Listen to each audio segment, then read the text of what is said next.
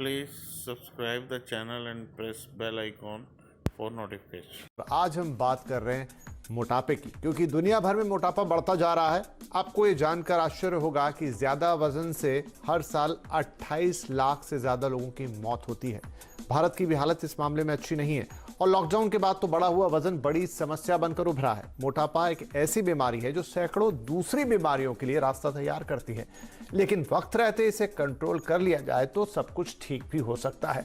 World obesity day पर भी यही मैसेज दिया जा रहा है। तो आज कंज्यूमर अड्डा में करेंगे बात कि कैसे मिलेगी आपको बढ़े हुए वजन से निजात।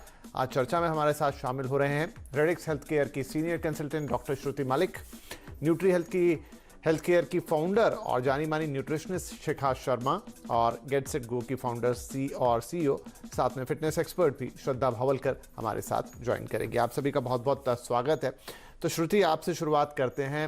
मोटापा, जैसे कि ये जो सारे फैक्ट्स बताए मैंने WHO की रिपोर्ट के थ्रू बताए हैं कि 28 लाख लोगों की जान मोटापे के या उससे रिलेटेड जो भी डिसीजेज हैं उसके कारण जाती है। क्या भारत में भी हालात काफ़ी ज़्यादा ख़राब हैं? देखिए, मैं सबसे पहले ये बताना चाहूंगी विपिन जी कि हम लोगों को जो वर्ल्ड हेल्थ ऑर्गेनाइजेशन है उसने सबसे पहले 2015 में, जब इतने सालों बाद ये चीज आई कि मोटापे से कितनी बीमारियां हो सकती हैं, जब इस चीज को सामने लाया गया तब उन्होंने 4 मार्च को वर्ल्ड ओबेसिटी डे के उस तौर पे रखा, सो दैट केवल ओबेसिटी से जो है हम सबको पता है कि आपको डायबिटीज हो सकती है, हार्ट से जुड़ी बीमारियां हो सकती हैं, स्ट्रोक हो सकता है, हाइपर कोलेस्ट्रीमिया हो सकता है, बट लोगों को ये नहीं पता था कि इसकी वजह से डिप्रेशन होता है, कैंसर होता है और जोड़ों से भी जुड़ी हुई बीमारियां होती हैं। तो इसलिए ओबेसिटी का ध्यान रखना बहुत इंपॉर्टेंट है। दूसरा, एक मैं बहुत मेजर आंकड़ा आपके सामने लाना चाहूंगी कि 33% जो हमारे बच्चे हैं उनको चाइल्डहुड ओबेसिटी के वो शिकार हो रहे हैं, क्योंकि आजकल पहले की तरह अगर आप देखें तो जो हम लोग बच्चे, जब हम बच्चे थे तो हम पार्क्स में जाके खेलते थे। आजकल डिजिटल के आने के बाद से ऐसा हो गया कि हर आदमी अपने बच्चे गेम्स जो हैं वो अपने लैपटॉप्स पे खेलते हैं, मोबाइल्स पे खेलते हैं। उनका जो फूड इनटेक है वो जंक फूड की तरफ ज्यादा जा रहा है। तो ये आने वाले समय में अगर हम देखें 2025 तक हमारे देश में इतनी ओबेसिटी बढ़ जाएगी जो कि एक्चुअली हेल्थ का बहुत बड़ा एक इशू बनेगा। राइट, सही कह रही हैं आप कि ओबेसिटी पे मैं बताना चाहूंगी। जी, आता हूं आपके पास। तो अब ये जो मोटापा है इसमें 2 चीजें हैं। पहली बात कि ज़्यादातर जो होता है कि खान पान से रिलेटेड है और दूसरी बात है एक्सरसाइज या व्यायाम से रिलेटेड। दोनों एक्सपर्ट हमारे साथ हैं। तो यहाँ पर शिखा जी, हम बहुत शो कर चुके, बहुत सारी बात कर चुके, मतलब आप सब जानते भी हैं, ऐसी कोई छुपी हुई बात नहीं है कि क्या खाने से दिक्कत है और क्या नहीं, लेकिन फिर भी कंट्रोल नहीं होता। मतलब अवेयरनेस होने के बाद भी अगर आप कंट्रोल नहीं कर पा रहे हैं तो इस स्थिति को आप क्या बोलेंगी? देखिए, फंडामेंटली आई थिंक 2 इश्यूज हैं। मैं आपको एक छोटा सा एग्जांपल देती हूँ कि जब Please subscribe the channel and press bell icon for notification. मैं as a medical doctor GB Pant hospital में काम कर रही थी, उनके आईसीयू डिपार्टमेंट में, उस टाइम हमारे पास जो हार्ट पेशेंट्स थे वो थोड़े सीनियर उम्र के आते थे। और अब धीरे धीरे करके हम ये देख रहे हैं कि इवन यंग एज पे, इवन यहाँ तक आप कह सकते हैं कि जो टीनेजर्स हैं उनको ब्लड प्रेशर की बीमारियाँ हो रही है। और इसका सीधा कारण है जो हमारी डाइट है, हमारा फूड है। जैसे कि आपने जिक्र किया कि सब कुछ जानने के बाद भी लोग क्यों ओबेसिटी का शिकार हो रहे हैं, क्यों इन लाइफस्टाइल डिसऑर्डर्स का शिकार हो रहे हैं, उसका एक ही शब्द है, ओबेसोजेनिक एनवायरनमेंट। ओबेसोजेनिक एनवायरनमेंट का मतलब है कि जब हम कहीं पे भी बाहर जाएं तो हमें साफ पानी तो नहीं मिलेगा, मगर एक एरिएटेड बेवरेज की बोतल आराम से किसी भी ढाबे में, दुकान में मिल जाएगी जो चीनी है, जिसके अंदर हार्मफुल चीज़ें हैं। इसी तरीके से हमें अगर कोई साफ खाना खाना है तो हमें सबसे इजी होता है पैकेज कोई चिप्स ले लिए या पैकेज कोई चीज़ ले ली। तो इसी एनवायरनमेंट को जहाँ पे ओबेसिटी बढ़ाने वाले फूड्स और बेवरेजेस की जो अवेलेबिलिटी है वो कई गुना बढ़ चुकी है, और जो हेल्दी फूड्स हैं उसकी अवेलेबिलिटी ही नहीं है। तो इसीलिए क्या होता है कि हाइजीन का हम चाहते हैं कि हम कोई हाइजीनिक चीज़ खाएं, और वो हाइजीनिक चीज़ जो सबकी सब हैं वो ओबेसोजेनिक हैं, हेल्थ फूड्स ना के बराबर अवेलेबल हैं। तो इसीलिए आई थिंक कहीं ना कहीं हमें as a community and as institutions काम करना पड़ेगा कि अपने एनवायरनमेंट में हम इन तरह के फूड्स को अवेलेबल ना करके हेल्थ फूड्स को अवेलेबल करें। I give you small example. जब भी जैसे आप कहीं स्कूल्स में भी जाएं, आज तक कई स्कूल्स के कैफेटेरियाज में आपको बर्गर्स या इस तरह की ओबेसोजेनिक चीज़ें मिलेंगी, चीनी से भरी हुई चीज़ें मिलेंगी, टॉफ़ीज़ और ये इस तरह की चीज़ें बनेगी। तो नेचुरली फिर हम बच्चे से एक्सपेक्ट नहीं कर सकते कि वो इस एनवायरनमेंट में अपने को अलग से रोके टोके, बिकॉज इज़ अ चाइल्ड। सो ये आई थिंक एनवायरनमेंट पे हमें थोड़ा सा देखना पड़ेगा कि किस तरीके से हमारे आसपास ये चीज़ें बढ़ती जा रही हैं। राइट। तो ये शिखा जी ने कहा कि खाने का बड़ा रोल है। अब श्रद्धा, लेकिन ये जो लॉकडाउन गया, ये तो 8-9 महीने ऐसे गए जब तो हम बाहर भी नहीं निकले, लेकिन बावजूद उसके सबके वजन बढ़े। अब ये बात जरूर है कि वहां पोर्शन मैटर कर गया कि आपको ना एक्सरसाइज मिली, ना जो रूटीन जो आप घर से बाहर निकलते हैं तो वो भी एक तरह की एक्सरसाइज होती है, ना वो मिली, खाना आप खाते गए। सो अब वजन तो बढ़ गया है। एक्सरसाइज का कितना बड़ा रोल है? जैसा हमने कहा कि एक तो हो गया जो आप खा रहे हैं, अब गलत सही ठीक है, लेकिन उसके बाद एक्सरसाइज उसमें कितना बड़ा रोल प्ले करती है? क्या ये हो सकता है कि हम जितना चाहें खाएं, लेकिन अगर उतना ही एक्सरसाइज कर लें तो फिर भी फिट रह सकते हैं?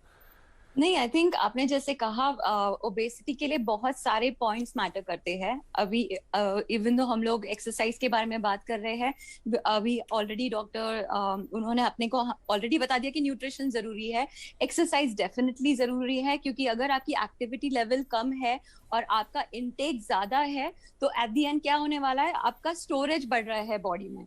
Please subscribe the channel and press bell icon for notification. तो जब तक कि आप जितना खा रहे हो उतना अगर आप यूटिलाइज नहीं करोगे, it's a very normal common sense कि वो ऑब्वियसली आप ओबेसिटी कैटेगरी में बढ़ते चले जाओगे। तो उसके लिए आपको ऐसे कोई बहुत ही खतरनाक एक्सरसाइजेस करने की जरूरत नहीं है कि अभी आप बहुत ज्यादा मोटापा झेल रहे हो तो आपको बहुत एक्सरसाइज करनी पड़ेगी। व्हाट मैटर्स इज कि आप थोड़ा थोड़ा भी अगर करने लगते हैं, फॉर एग्जाम्पल अगर दिन में आप 1 घंटा काम करते हो तो 10 मिनट चल के वॉक कर लिया, क्योंकि वॉक को भी लोगों को ऐसा लगता है कि सिर्फ वॉकिंग से क्या फर्क पड़ेगा, पर 10 मिनट वॉक अगर 1-1 घंटे के हिसाब से भी करेंगे तो इट विल मैटर। और जस्ट एक्सरसाइज नहीं या सिर्फ डाइट नहीं, एक्सरसाइज, डाइट, आपका स्ट्रेस लेवल, आपका वाटर इनटेक, आपका स्लीप साइकिल, ये सारे पैरामीटर्स मैटर करेंगे अगर आपको एक अच्छी हेल्दी लाइफस्टाइल बितानी है तो। बिल्कुल। तो डॉक्टर श्रुति, जैसा श्रद्धा भी कह रही है, मतलब आप जनरली हम क्या मान लेते हैं कि भाई ज्यादा खा रहे हैं, एक्सरसाइज नहीं कर रहे हैं तो मोटापा बढ़ रहा है, आपने भी जिक्र किया था, लेकिन इन दिनों जो बड़े रीजन हो गए हैं वो है स्ट्रेस। और ये भी दिख रहा है कि देश में लोगों ने सोना बहुत कम कर दिया है। वो तमाम रीजन है उसके पीछे, मोबाइल्स हो गए हैं, वेब सीरीज हो गई हैं, लेकिन नींद भी कम हो रही है, तनाव भी बढ़ रहा है। ये दोनों भी इक्वली उतने ही खतरनाक है जितना कि हम मानते हैं कि व्यायाम ना करना और ज्यादा खाना खाना।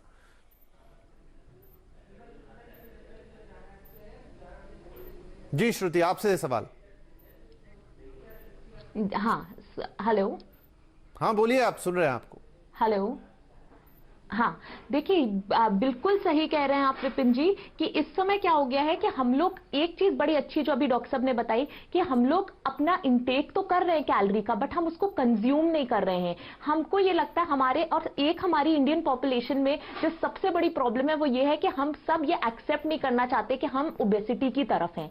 58% of the population is obese, but हम इस चीज को एक्सेप्ट नहीं कर रहे हैं और हम सब बिंज ईटिंग के शिकार हैं। हम सबको एक तरीके का फूड एडिक्शन हो गया है। मेरा श्रुति जी शायद आप तक पूरी आवाज नहीं पहुंची, तो ये तो हमने समझ लिया कि खाना और एक्सरसाइज ना करना। मेरा सवाल ये था कि नींद, मोटापे के लिए जो तनाव यानी स्ट्रेस जो इन दिनों बहुत हो चला है, और दूसरा नींद जो लोग कंप्रोमाइज कर रहे हैं वो टीवी के कारण, वेब सीरीज के कारण, मोबाइल फोन के कारण, क्या ये दोनों भी उतने ही बड़े फैक्टर हैं जितना कि ज्यादा खाना और एक्सरसाइज ना करना? ये बिल्कुल विपिन जी, ये बहुत बड़ा फैक्टर है, क्योंकि आजकल क्या हो गया है, अगर आप पोस्ट कोविड भी देखिए, चाहे हम प्री कोविड की बात करें, हम सबकी स्लीप साइकिल बहुत चेंज हो गई है। We all are awake till 2 o'clock और उसके बाद हम सब लेट सोते हैं एंड लेट राइजर्स हैं, जो भी एक बहुत इंपॉर्टेंट रीजन है हमारी जो है वो लाइफ साइकिल में, हमारी हेल्थ में जो बहुत बड़ा एक रोल प्ले करता है। दूसरी चीज डिप्रेशन का कारण भी हो गया, बिकॉज हम क्या कर पाते हैं, हम उतना अपनी एक्टिविटीज नहीं कर रहे हैं, फिजिकल एक्टिविटी नहीं कर रहे,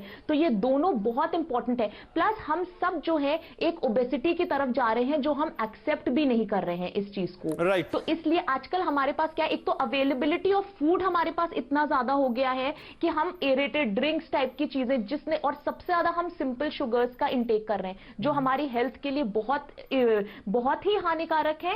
और दूसरी चीज, जब हमारा वेट बढ़ता है, हमारे में लेजीनेस आती है, we don't want to do physical activity, तो ऑब्वियसली वो हमें डिप्रेशन की तरफ तो लेकर जाता ही जाता है। तो Shikha ji, I think it's a high time जब आपको अपना डाइट चार्ट बना लेना चाहिए, और जैसे भी हो अवेयरनेस का लेवल आपको बढ़ाना ही पड़ेगा या अपने आप को रिस्ट्रिक्ट करना ही पड़ेगा, क्योंकि आप और आपके बच्चे दोनों इससे दांव पे लग रहे हैं। आपने बिल्कुल सही कहा। और जैसे कि आपने कहा कि क्या डाइट में खाना चाहिए और स्लीप का कितना रोल है। देखिए, जब नींद प्रॉपर नहीं होती तो सबसे पहले इंसुलिन बढ़ता है, और वो जो इंसुलिन और स्ट्रेस हार्मोन्स के बढ़ने से जो एब्डोमिनल ओबेसिटी, विसरल ओबेसिटी जिसको कहते हैं, पेट का बढ़ना, वो शुरू हो जाता है।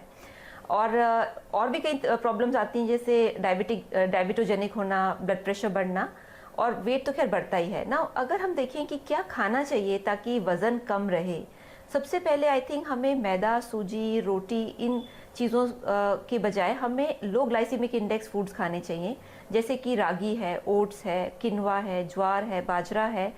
इससे पेट भरता है क्यों, बट इनका जो शुगर इंडेक्स बहुत कम है, जिसको ग्लाइसीमिक इंडेक्स कहते हैं, और पेट भरा रहता है, एनर्जी भी रहती है काफ़ी, मगर वज़न नहीं बढ़ता।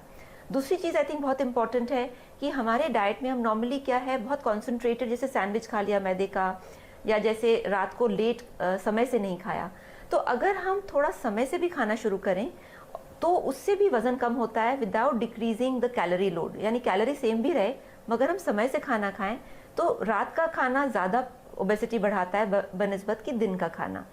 तीसरी चीज़ जो बहुत इम्पॉर्टेंट है कि हमारे जो इंटेस्टाइन का जो डाइजेशन है, जो लिवर है, उसको बैलेंस में रखने के लिए सैलेड्स की बहुत ज़रूरत होती है।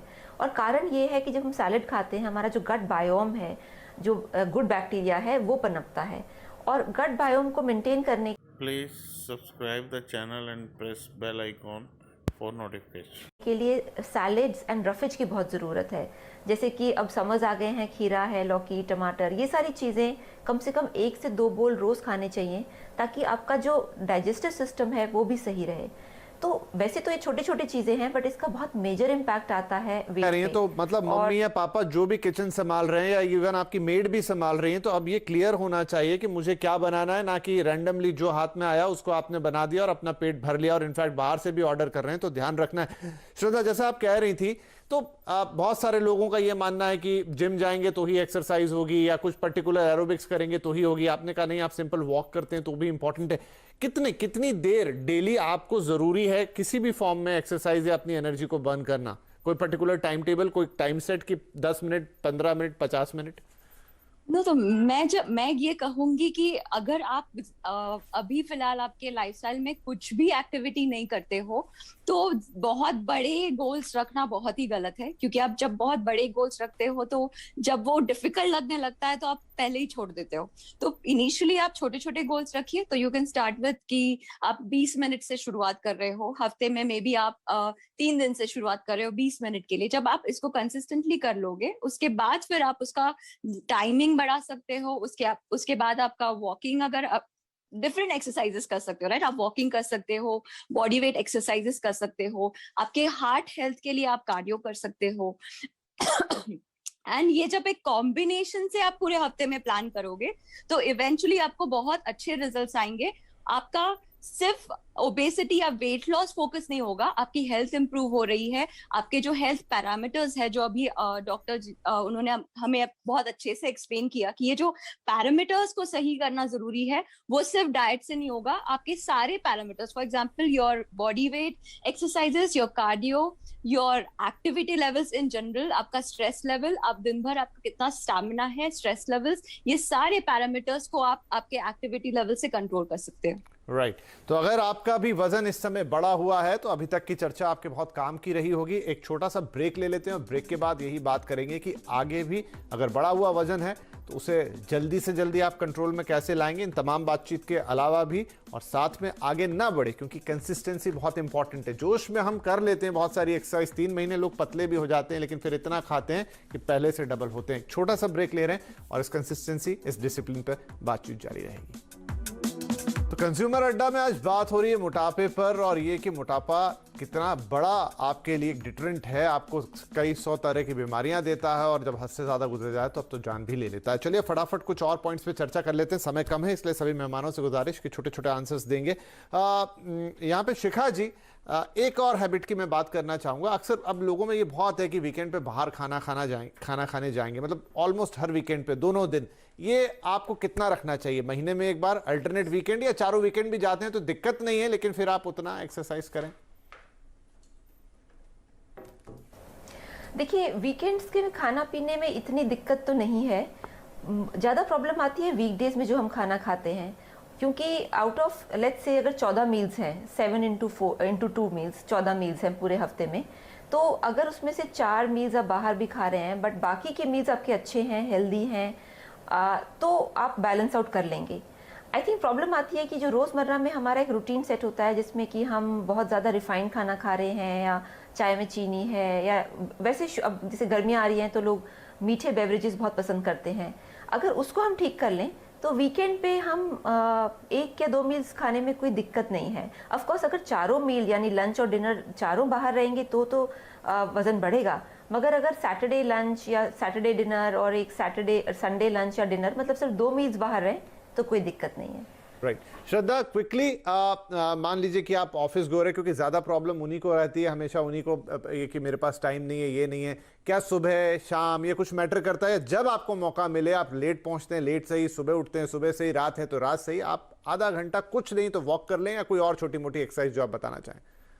आई थिंक डेफिनेटली आपने मेरा जवाब ऑलरेडी दे दिया क्योंकि वही लोगों को ऐसा लगता है कि एक स्ट्रिक्ट मेंटालिटी रहती है लोगों को डाइट और एक्सरसाइज को लेके कि कोई चीजें जो है वो एक सर्टेन टाइम पे ही होनी चाहिए।